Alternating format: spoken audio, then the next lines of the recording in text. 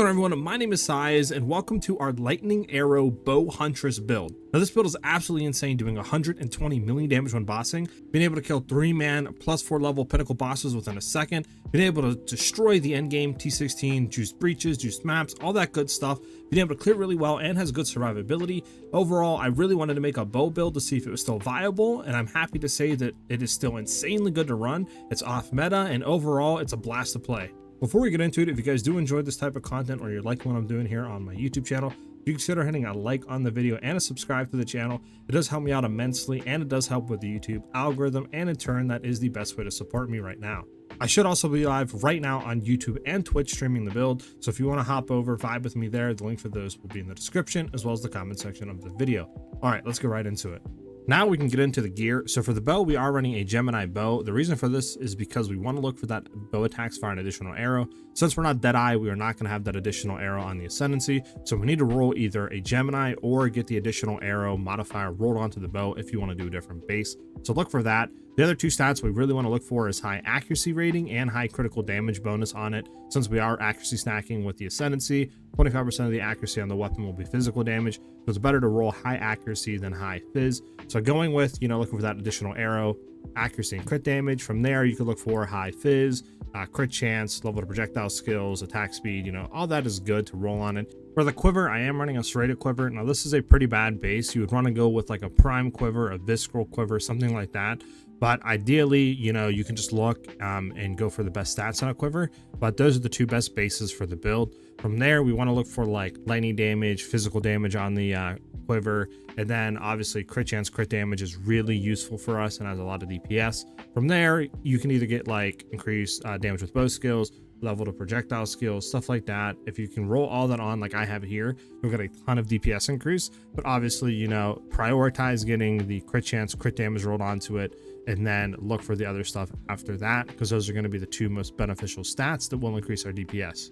From there, our helmet, we are running the deepest tower. Now this will just allow enemies in our presence to be counted on as low life. So anything in that green circle, if they're an enemy, they'll be on low life. There's a lot of stuff on the tree that'll just give us a ton of more damage on enemies on low life and stuff like that. And this helmet is the best helmet for any hit-based build, basically any non-spell damage build. So that's why we run it in this instance.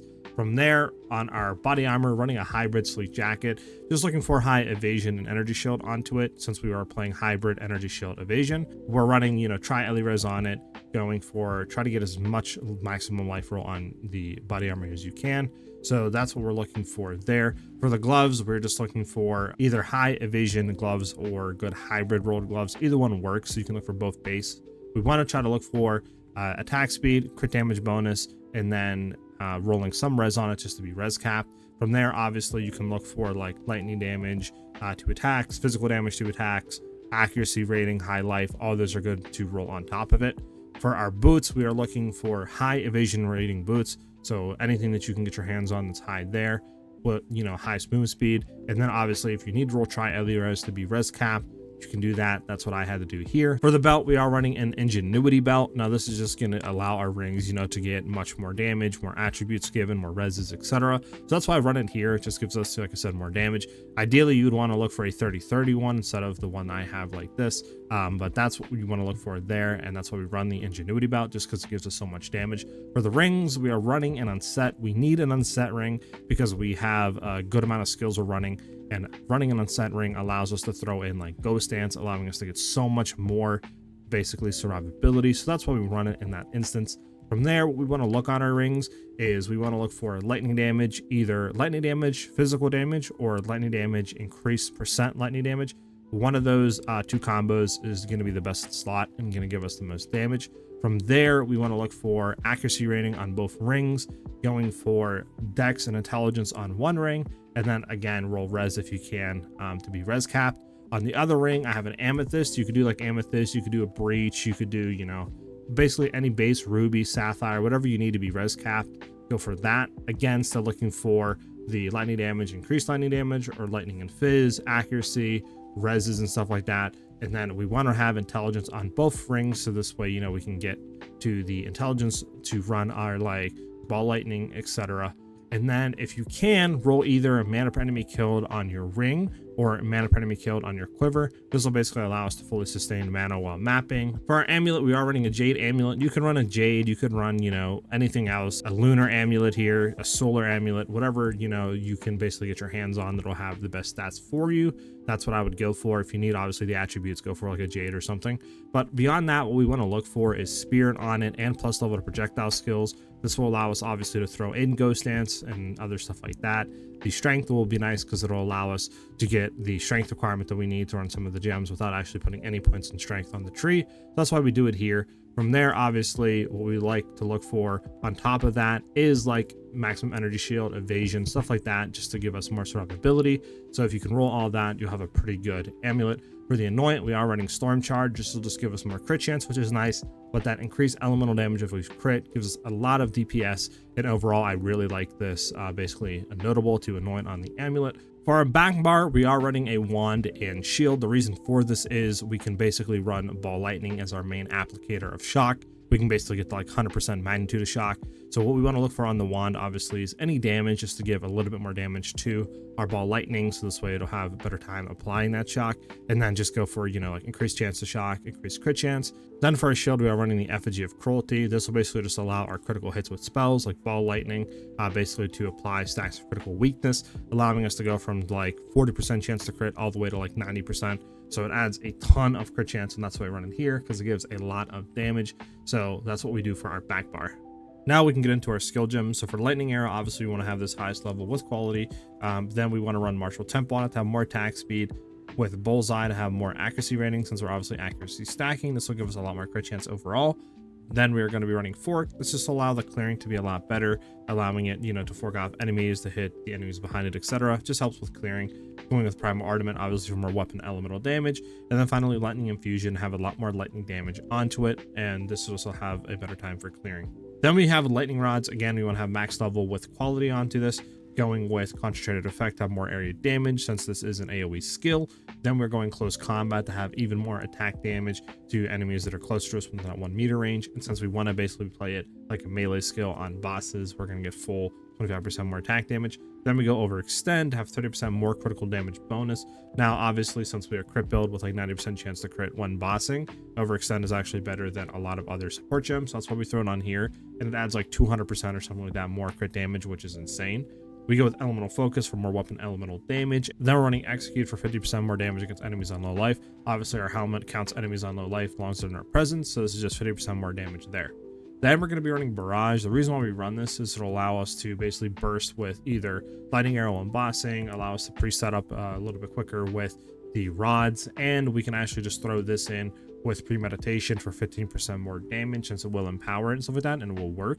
So this is just 15% more damage we can preset up with the rods on bosses and stuff like that. So there's no reason not to run it. Plus it adds a little bit better burst DPS with our Lightning Arrow that we can do once we throw our rods down. So again, Barrage, you can throw as highest level if you want with quality. Premeditation, obviously 50% more damage. Ingenuity to have less cooldown of it so we can pop it more often. Second Wind, this will give it basically 2 uses, so this is really good. And then finally, Arcane Tempo to have more cast speed of it, so it takes less time to actually pop. Finally, we're going to Voltaic Mark. We can have this lowest level, just throw quality, that's all that matters. This will just make basically the magnitude of shock on the enemy go up, and the only thing that increases that is quality. Level just does nothing but increases like the Nova damage, which we don't care about. That's why we do low level with quality. I have Magnified Effect in here, but this is just to interchange with rods if we're doing content that we need to have rods for AoE clearing, like simulacrums and stuff.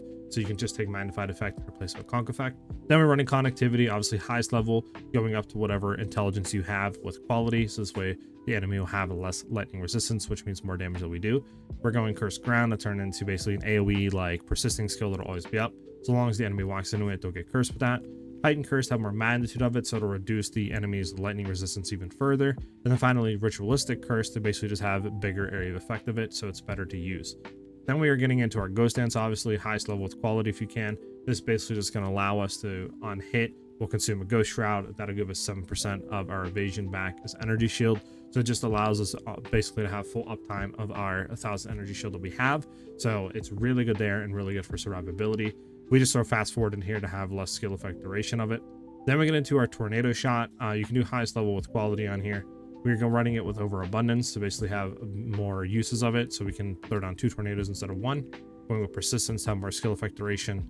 Then we go font of rage, so we can generate rage off of it, and then font of mana. This just basically is going to allow us to have full rage uptime. And then what obviously tornado shot is, if we fire a projectile into it, it'll split off into multiple more projectiles. So it doesn't do too insane damage. It's not going to be our main applicator of like killing bosses. We just mainly use it for rage and that little bit more burst DPS that tornado shot will actually offer.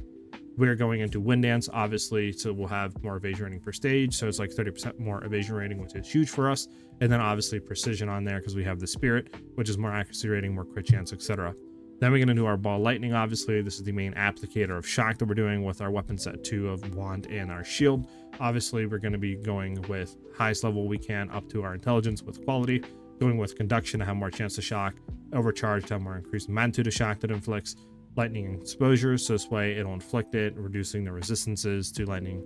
Then we go strip away to have increased effect of it, so it'll reduce the lightning res even more of exposure. Then we have lasting shock to have a increased shock duration of it. Finally, the last thing I'm running is Herald of Thunder. I need to level this up, but basically level this up all the way you can to level 20. It's the best clear. Going with lightning penetration, so this way we can pen lightning resistance when we actually trigger the skill. Long shot to have more attack damage the further away it is from us, and obviously this is going to be scaling off screen and stuff like that. This way it'll do a lot more damage. Going with Enervate to have more lightning damage onto it. Then finally I throw Deadly Herald into here. This is a new support gem that was brought in. It'll take 20 additional spirit, but we can use it. We have the additional spirit to do that. And then obviously it'll be 30% more damage the skill is doing, so there's no reason not to throw it in here. Real quick, the stuff that you want to have on like weapon set 2 would be basically your ball lightning. Everything else would be set on weapon set 1 for your main attack skills and stuff like that. Now we can get into the passive tree. So for the ascendancy, we're going to be going into critical strike. Basically what this is going to do is 25% of our excess chance to hit with attacks will be critical strike, meaning that basically we can stack a bunch of accuracy and get a lot more crit chance overall because of this node. So that's why we do it there. And that's why we accuracy stack.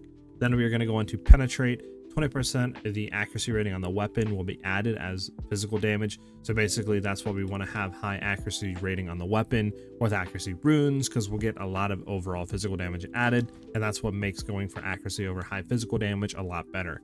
From there, we're going to be going Predatory Instinct for that 50% more damage against enemies with open weaknesses. And then finally, In for the Kill for the increased skill speed and movement speed, basically with enemies with open weaknesses and our presence, etc. and stuff like that. For the passive tree, we're going to be going down into Primal Instinct for that increased attack speed and dex. Obviously, Eagle Eye for the increased accuracy rating, stuff like that.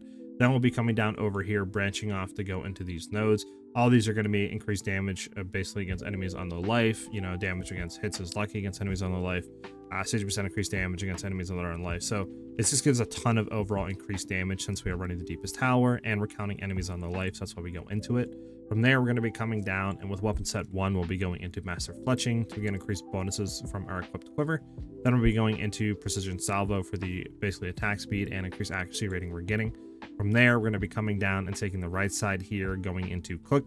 A lot of increased crit damage, and it just gives overall a lot of damage. That's why we run it. Taking 2 points into Escape Velocity for that increased evasion rating that it gives.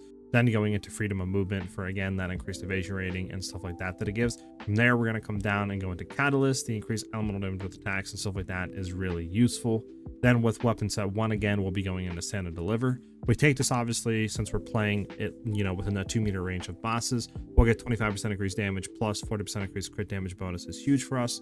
From there, we're going to be coming down with weapon set 2. We'll take all of Rattled and Frazzled for the increased magnitude of shock, the increased shock duration, etc. that it gives. From there, we're going to be coming down and going over here into Acceleration with weapon set 1 points for that increased skill speed and move speed is nice.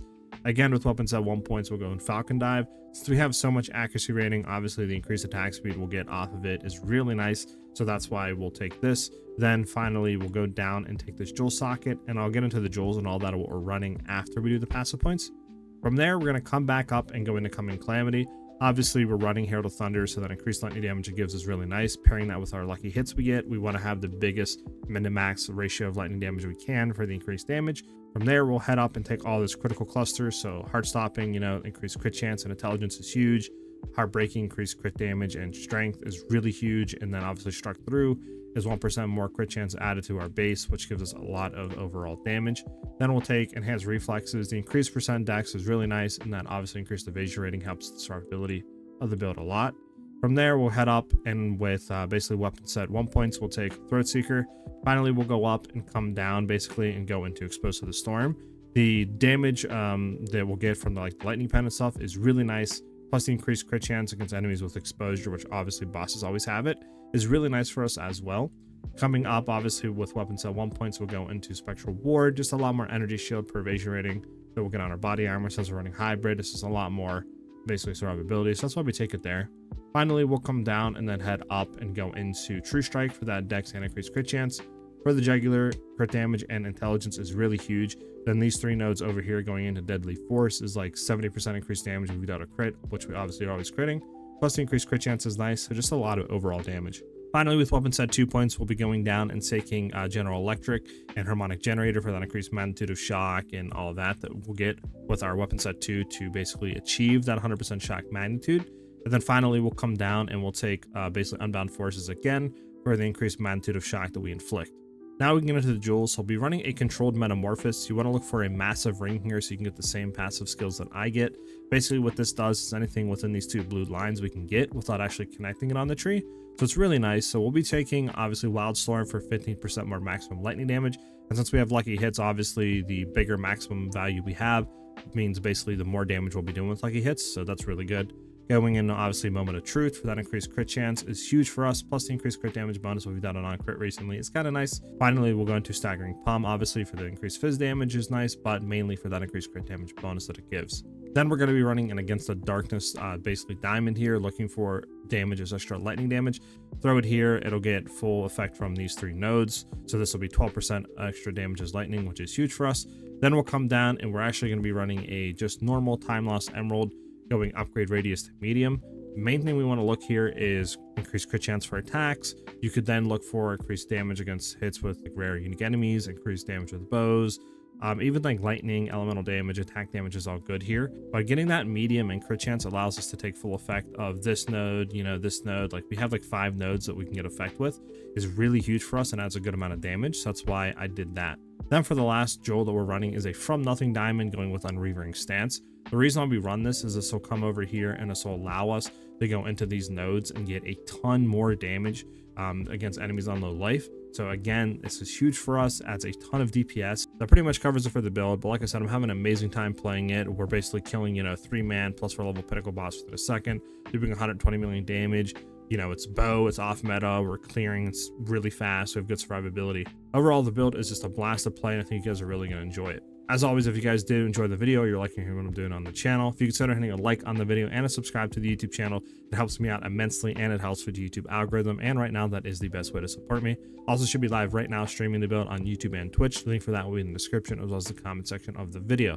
Hope you guys have a great rest of your day or night depending when you're watching the video, and I'll see you guys in the next one. Peace.